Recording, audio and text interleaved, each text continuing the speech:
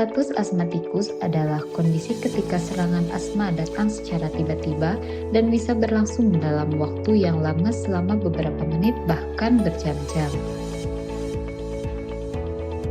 Penyebab status asmatikus: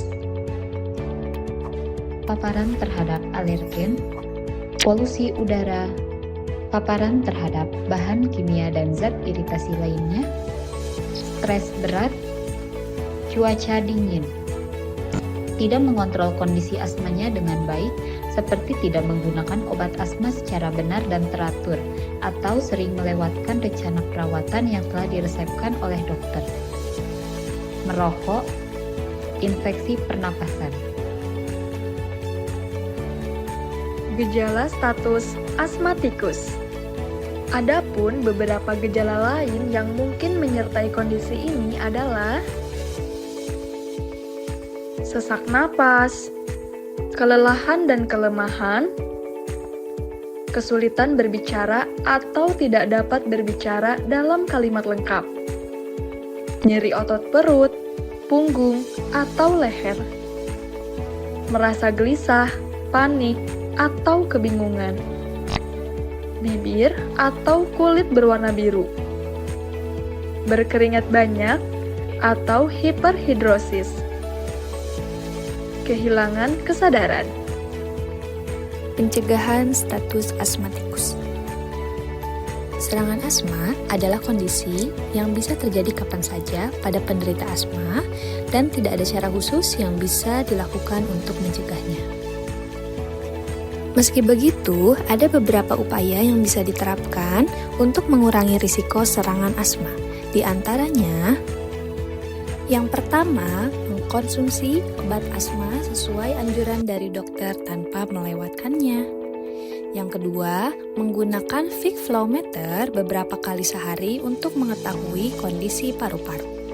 Jika kinerja paru-paru mulai menurun, maka lakukan perawatan sesuai dengan rencana tindakan dari dokter meski tidak merasakan gejala apapun.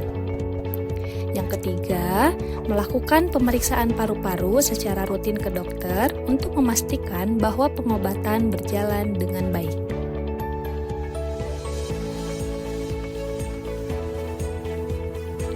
Respiratory failure atau gagal nafas, yaitu di mana suatu kondisi darurat medis yang terjadi ketika di dalam tubuh tidak terdapat cukup oksigen. Nah, biasanya itu disebut hipoksia, atau bisa juga disebut terlalu banyak karbon dioksida, atau biasa disebut dengan hiperkapnia. Karena dapat menyebabkan hipoksia, gagal nafas dapat mempengaruhi fungsi berbagai organ vital tubuh, termasuk jantung dan otak. Nah, selain itu, penumpukan karbon dioksida dalam darah juga bisa berubah menjadi racun dan menyebabkan terjadinya kerusakan jaringan tubuh. Pencegahan gagal nafas.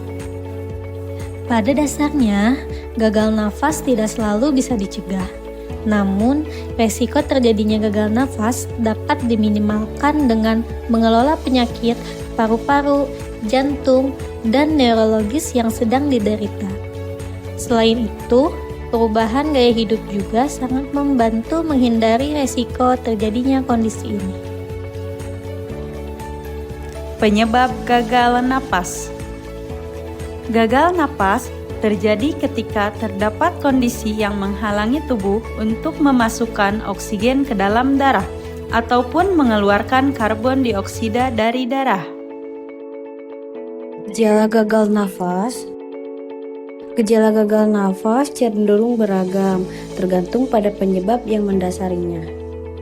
Antara lain ada sesak nafas, nafas cepat, jantung berdebar, batuk berdarah, nafas berbunyi baik mengi atau tidur, lemas, kulit pucat, berkeringat berlebihan, gelisah dan linglung, bibir dan jari-jari tangan kebiruan atau sianosis, nyeri kepala, dan pingsan.